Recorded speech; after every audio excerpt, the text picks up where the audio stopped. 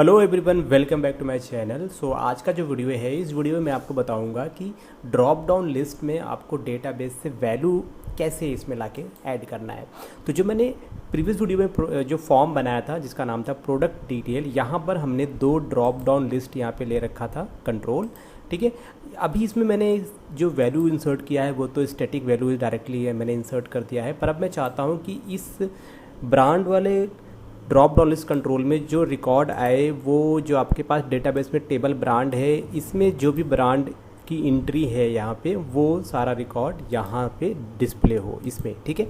अब ये कैसे करेंगे? इसको करने के लिए सबसे सिंपल सा तरीका क्या है, आपको क्या करना है, सबसे पहले आपको आना है जो आपका फॉर्म है प्रोडक्ट, आप इस फॉर्म पे आएंगे, ठीक है, यहाँ पर आ जाएंगे। अब जब ये पेज होगा लोड, ये आपका है वेब पेज प्रोडक्ट डॉट एक्सपीएक्स, यहाँ पर आएंगे इसके पेज के लोड इवेंट पे। पेज के लोड इवेंट पे हम क्या चेक करेंगे, अगर हमारा पेज फर्स्ट टाइम जब लोड होगा तब हम क्या करेंगे, एक फंक्शन कॉल करेंगे और उस फंक्शन में, उस मेथड में हम क्या करेंगे, कोड डिफाइन करेंगे जिसकी हेल्प से हम ड्रॉप डाउन से उस किसी भी पर्टिकुलर टेबल से वैल्यू लेके आएंगे, और उसको हम क्या करेंगे, ड्रॉप डाउन जो है हमारा लिस्ट कंट्रोल, उसमें हम उसको ऐड कर देंगे। तो सबसे पहले क्या लिखना है, आपको एक कंडीशन देना है, चेक करना है कि आपका पेज पहली बार आया है या नहीं। तो क्या लिखेंगे, this dot is page post back. तो इससे क्या होगा, क्या आपका पेज पोस्ट बैक मतलब ये रिटर्न होके आया है, यानी कि दोबारा आया है। और यहाँ पर लगाएंगे डज नॉट, यानी कि जब ये पेज दोबारा आएगा तो क्या देगा, ट्रू वैल्यू। और यहाँ पे मैंने क्या किया, नॉट, जस्ट उसका उल्टा, अगर दोबारा ना आए, अगर आपका पेज दोबारा ना आए तो हम क्या करेंगे, यहाँ पर हम एक फंक्शन कॉल करेंगे। बट इनिशियली हम क्या करते हैं, कमेंट लगा देते हैं यहाँ पे। तो मान लो कोई भी एक हमारा फंक्शन होगा, फंक्शन का नाम हमने दे दिया बाइंड। अब इस फंक्शन को हम क्या करेंगे, नीचे यहाँ पे बनाएंगे। तो वो हम कैसे बनाएंगे, तो सबसे पहले हमें करना क्या है, यहाँ पे आपको जो सबसे पहला काम करना है वो ये करना है कि हमें क्या करना है, ये जो अपने डबल स्लैश लगा रखा है इसको हम यहाँ से हटाएंगे। जैसे हमने डबल स्लैश यहाँ से हटा दिया तो अब ये कह रहा है कि भाई ये जो मेथड है आपने इसे बनाया कहाँ है, तो हम ये मेथड बना लेते हैं। तो हम क्या करते हैं, जस्ट आपको यहाँ पे क्लिक करना है और जनरेट मेथड पे क्लिक करना है, ये मेथड यहाँ पे जनरेट हो जाएगा, ठीक है, यहाँ पे ये मेथड जनरेट हो जाएगा।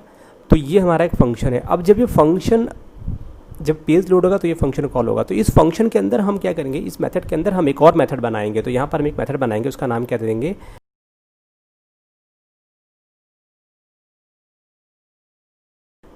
इस फंक्शन को अभी हमने बनाया नहीं है तो ये फंक्शन भी हम बनाएंगे। अब ये जो फंक्शन है, तो गाइस ये फंक्शन बन गया। अब इस फंक्शन को हम यहीं पर जनरेट करेंगे, तो यहाँ पे क्लिक करते हैं, जनरेट करते हैं एक फंक्शन, ठीक है।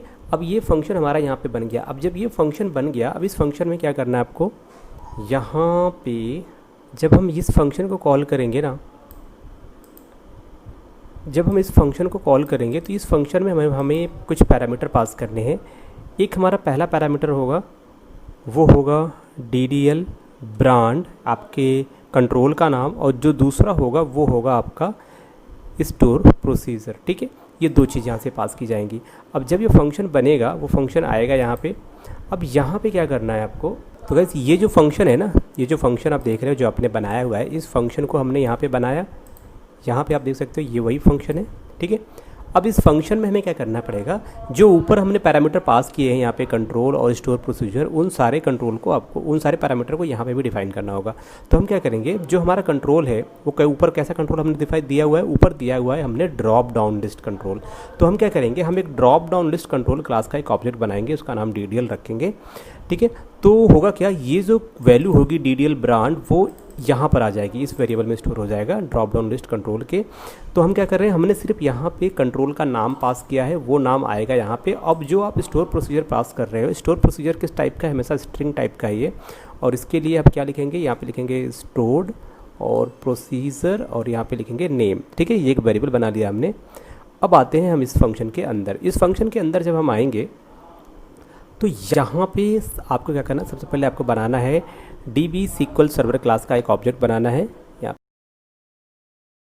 ओपन हो जाएगा। उसके बाद हम क्या लिखेंगे, हमारा जो कंट्रोल होगा, कंट्रोल क्या होगा, ये इस ऑब्जेक्ट में जो वैल्यू आएगी वो आएगी ये वाली, यहाँ से जो वैल्यू आपने पास किया, यहाँ से आपने क्या पास किया, DDL ब्रांड। तो यहाँ पर क्या हो जाएगा, ये DDL ब्रांड। अब DDL ब्रांड में हमें डेटा कहाँ से लाना है, डेटाबेस से लाना है, तो क्या लिखेंगे, डेटा सोर्स। अब डेटा सोर्स की वैल्यू कहाँ से आएगी, ये आएगी, एक फंक्शन आपको बनाना पड़ेगा। वो फंक्शन कहाँ पे बनेगा, ये जो आपका DB SQL सर्वर क्लास है इसमें आएंगे तो आपको एक फंक्शन बनाना पड़ेगा।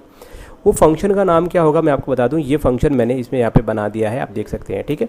ये फंक्शन है, यहाँ पे जो SQL सर्वर में हमने एक फंक्शन बनाया है, क्या है इसका नाम, गेट डेटा लिस्ट। तो सबसे पहले हम क्या क्रिएट करेंगे, डेटा टेबल। तो हमने क्रिएट किया डेटा टेबल क्लास का एक ऑब्जेक्ट क्रिएट किया, इसका नाम देंगे DT डेटा नाम दिया।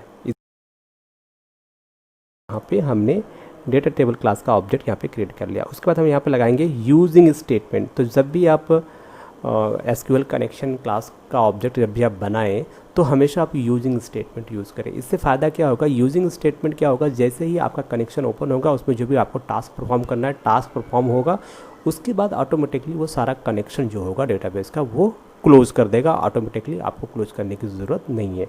तो हमेशा आप यूजिंग स्टेटमेंट यूज़ करें। तो हम क्या लिखेंगे, SQL, यहाँ पे क्या देंगे, स्ट्रिंग दे दिया। अब हम क्या करेंगे, ओपनिंग क्लोजिंग ब्रेक। अब इस ओपनिंग क्लोजिंग के अंदर क्या करेंगे, अब आपको फिर से क्या देना है, फिर से आप लिख सकते हो यूजिंग स्टेटमेंट। अब इसमें आपको क्या देना है, इसमें आपको देना है SQL कमांड क्लास का ऑब्जेक्ट, ठीक है। SQL कमांड क्या लिखेंगे, CMD is equal to new SQL command, ये लगाया ब्रैकेट। SQL कमांड में आपको क्या पास करना है, आपको पास करना है स्टोर प्रोसीजर। तो ये जो स्टोर प्रोसीजर होगा इसको कॉपी करेंगे, ये आपका यहाँ पे जाएगा, ठीक है। और उसके बाद आपका जो कनेक्शन होगा CMD, एक मिनट सॉरी, यहाँ पे माफ़ कीजिएगा, ये हमारा प्रॉब्लम है। यहाँ पे क्या देंगे, कौन देंगे, ठीक है। यहाँ पे कौन CMD, ओके, अब ये सही है। उसके बाद हम क्या करेंगे, अब आएंगे SQL कमांड के अंदर। यहाँ पर आने के बाद आपको क्या लिखना है, CMD डॉट कमांड टाइप आपको देना है। पहले आपका जो कमांड टाइप है वो क्या है, उसके लिए क्या लिखेंगे हम, टाइप डॉट, ये आपका स्टोर प्रोसीजर है तो आपको देना है स्टोर प्रोसीजर सेमी कॉलम। फिर आपको क्या करना है, कनेक्शन को करना है आपको ओपन, और उसके बाद आपको लिखना है SQL डेटा रीडर क्लास का आपको ऑब्जेक्ट बनाना है। इसको क्या लिखेंगे, reader is equal to CMD dot execute reader नाम का एक फंक्शन होता है, एग्जीक्यूट रीडर, हम ये रन करेंगे, ठीक है।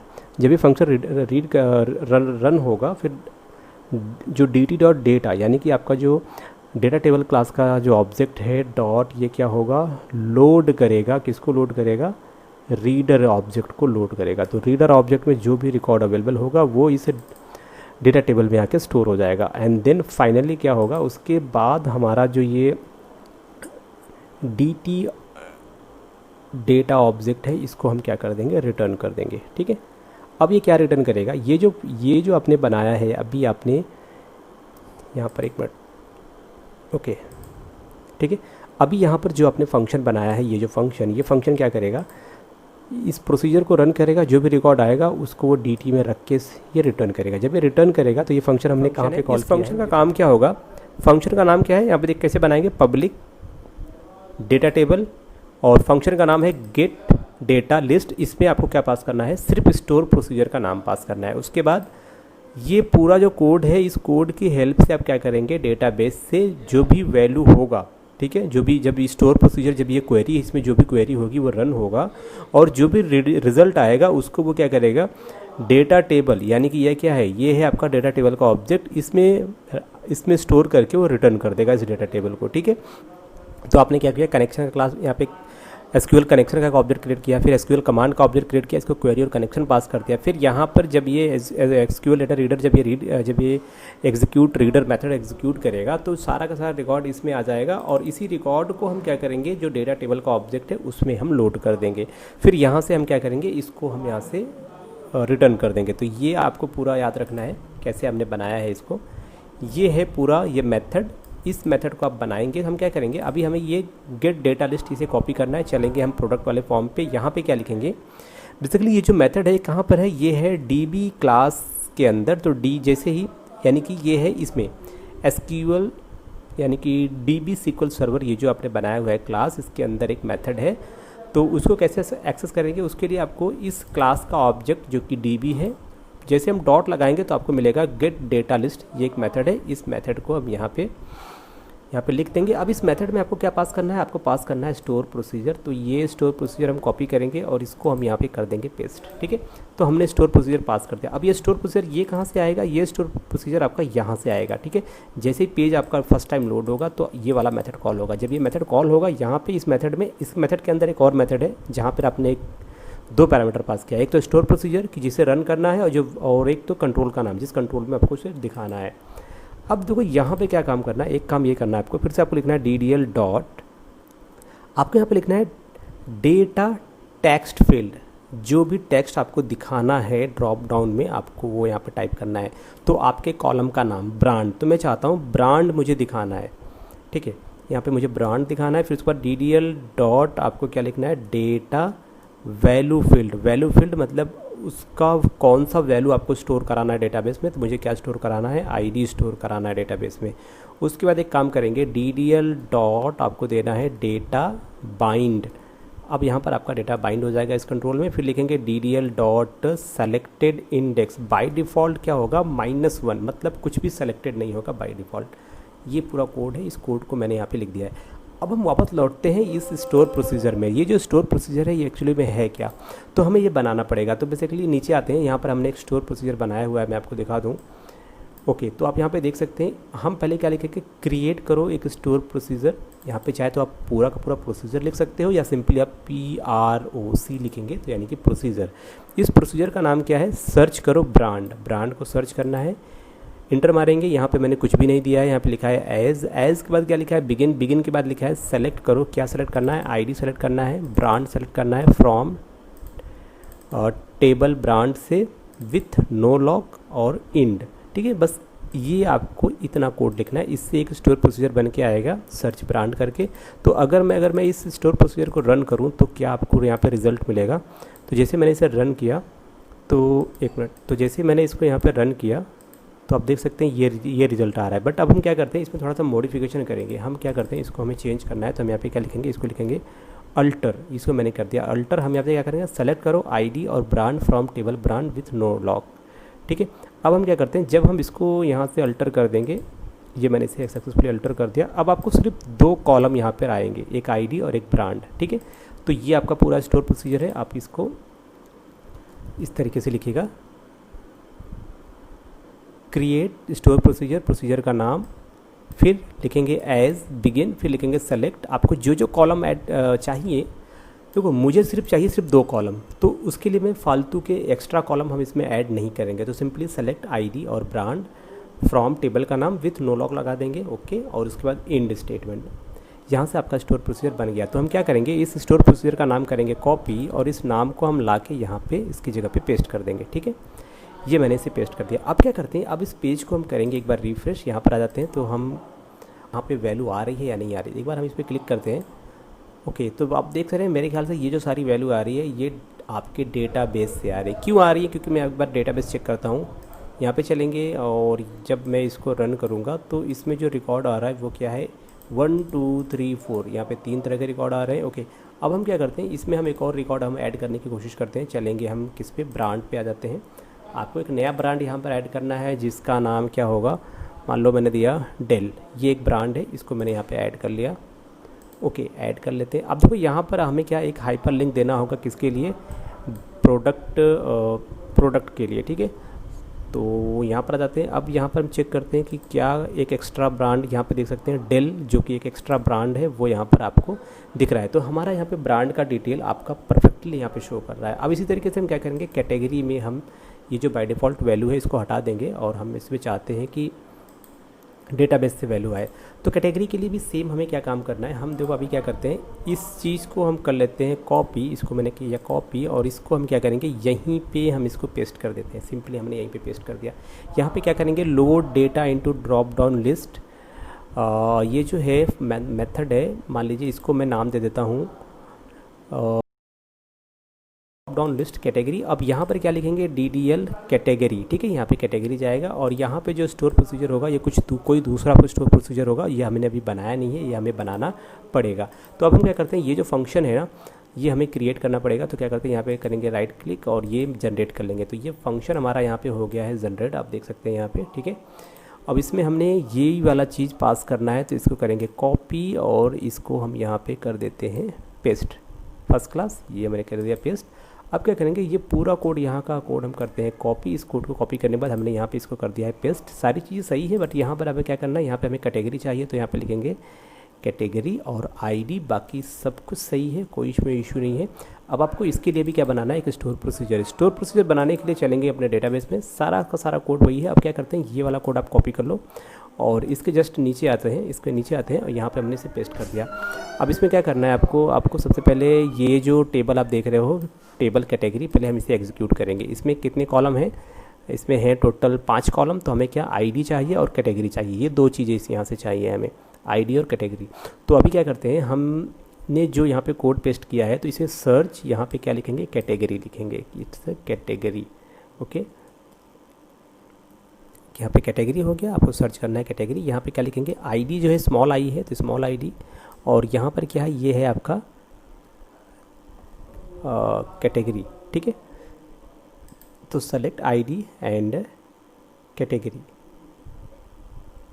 फ्रॉम टेबल का नाम क्या है, यहाँ पे लिखेंगे TBL category with no lock, सब कुछ सही है। अब क्या करते हैं, जब अगर हम इसको एग्जीक्यूट करेंगे तो आपका एक और प्रोसीजर बन जाएगा जिसका नाम क्या होगा, SP सर्च कैटेगरी। ये आपने कॉपी किया, अच्छा मैंने इसी को मॉडिफाई कर दिया, कोई बात नहीं, तो आपको इसको डिलीट कर देना है क्योंकि मैंने इसी को मॉडिफाई कर दिया है, उसका कोई नहीं है, कोई प्रॉब्लम नहीं है। तो हमारा ये बन चुका है। जैसे ही हमने इसको किया यहाँ पे एग्जीक्यूट, आप देख सकते हैं यहाँ पर ये फर्स्ट क्लास काम कर रहा है। तो हम क्या करते हैं, ये जो हमने न्यूली क्रिएटेड स्टोर प्रोसीजर अभी जो हमने बनाया है, इस स्टोर प्रोसीजर को हम यहाँ पे इसकी जगह पे पेस्ट कर देंगे, ठीक है।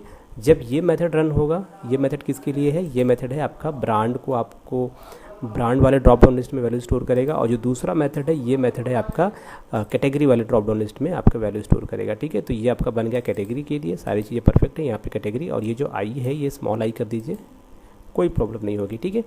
यहाँ पर आ गया। अब ये आपका हो गया ब्रांड के लिए, ये आपका हो गया आई के लिए, ठीक है। इस तरीके से अपने फंक्शन बना लिए। अब हम क्या करते हैं, इसको हम करेंगे फिर से रिफ्रेश। यहाँ पे किया मैंने रिफ्रेश, तो जैसे मैंने रिफ्रेश किया, आप देख सकते हैं यहाँ पे ब्रांड का सारा इन्फॉर्मेशन तो आपको दिख ही रहा है। ऊपर से कैटेगरी में आएंगे तो फैशन फुटवियर, ये ही सारा कैटेगरी आपको यहाँ पे भी देखने को मिलेगा। आप यहाँ पे जब आप इसे रन करोगे तो क्या दिखेगा आपको, फैशन फुटवेयर, ठीक है, ओके। और जब आप यहाँ पर आओगे, इसमें आप चेक करोगे तो यहाँ पे भी आपको ये सारे ब्रांड आपको दिख रहे हैं। तो परफेक्टली आपने देखा कि ड्रॉप डाउन लिस्ट में आपको किस तरीके से डेटाबेस से वैल्यू लेके आना है, इसमें आपको स्टोर करना है। हालांकि जो कोड है, कोड आप डिफरेंट, बहुत सारे तरीके हैं कोड को लिखने का, ठीक है। एक होता है तरीका जहाँ पे आप jQuery का यूज़ करते हैं, एजेक्स का यूज़ करते हैं, आप वो भी यूज़ कर सकते हैं, ठीक है। बट यहाँ पर मैंने आपको एक छोटा सा और सबसे आसान तरीका और सबसे बेस्ट भी है, सिक्योरिटी पर्पज़ से भी, हर एक चीज़ से भी, तो आपको एक प्रोफेशनल कोड में देने की कोशिश कर रहा हूँ कि जब भी आप कोडिंग करें तो इस तरीके से करें ताकि एक ही बार में आपको सारी चीज़ें समझ में आ जाए। तो यहाँ पे एक बार प्रोसेस क्या हो रहा है कि जब पेज लोड होगा फर्स्ट टाइम तो ये फंक्शन कॉल होगा। इस फंक्शन पे जब हम आएंगे तो इस फंक्शन में दो अलग अलग मेथड आपको अवेलेबल हैं। पहले मेथड में आप यहाँ पे पास कर रहे हैं कंट्रोल का नाम और स्टोर प्रोसीजर। जब ये वाला फंक्शन कॉल होगा तो ये फंक्शन यहाँ पर अवेलेबल है, यहाँ पर आप देख सकते हैं। ये फंक्शन जब कॉल होगा तो यहाँ पर आपके पास एक मेथड है गेट डेटा लिस्ट, जो कि आपका DB-SQL सर्वर फंक्शन क्लास के अंदर डिफाइन है और ये फंक्शन बार बार रन होगा। इस फंक्शन की हेल्प से आप कोई भी data drop down list control होगा, कोई भी ड्रॉप डाउन लिस्ट कंट्रोल, कोई भी वैल्यू आप चाहते हो, कहीं भी चाहते हो आप, सिंपली ये वाला कोड आपके लिए बहुत इंपॉर्टेंट है। बेसिकली ये कोड हम बार बार यूज़ कर रहे हैं। यहाँ पर आप देख सकते हो हमने दो मेथड यहाँ पे बनाए हैं। पहला जो हम कैटेगरी सर्च कर रहे थे तब भी हमने इसी को कॉल किया गेट डेटा लिस्ट। दूसरा हम ब्रांड में जब वैल्यू स्टोर कर रहे थे तब भी हम यहाँ पे, ठीक है, ब्रांड वाले जो ड्रॉप डाउन लिस्ट है वहाँ पे भी हम यही फंक्शन कॉल कर रहे हैं, यही मेथड कॉल कर रहे हैं और सब में हमने प्रोसीजर पास कर रखा है, ठीक है। तो फंक्शन मेथड इसीलिए होते हैं, आप एक सीक्वेंस बना सकें उसके साथ और जो आपका मेथड हो वो रीयूजेबल हो, ठीक है। अब तो अभी आप देख सकते हैं ये पूरा कोड है आपका, जिसकी हेल्प से आप ड्रॉप डाउन में वैल्यू को पास कर सकते हैं। तो बस अब इस वीडियो को यहीं पे करेंगे समाप्त। गाइस, आपको ये वीडियो कैसा लगा? आपको अगर इन्फॉर्मेशन जो है वो काफ़ी यूज़फुल लगी हो तो वीडियो को लाइक करना ज़रूर, चैनल को सब्सक्राइब कर लेना, अपने दोस्तों तक शेयर कर देना। अगर आपके जो कमेंट है, जो विचार है, वो आप हमें कमेंट सेक्शन में बताइए, मैं आपको जल्दी से रिप्लाई करूँगा उसका। मिलते हैं आपसे एक और नई वीडियो के साथ, तब तक की guys take care, bye bye. एक चीज़ और, सोर्स कोड के लिए मैंने क्या किया है, टेलीग्राम ज्वाइन किया है, तो मैं क्या करूँगा, डायरेक्ट जिप फाइल जो होगा उस टेलीग्राम पे मैं उस टेलीग्राम चैनल पे अपलोड कर दूँगा। तो आपसे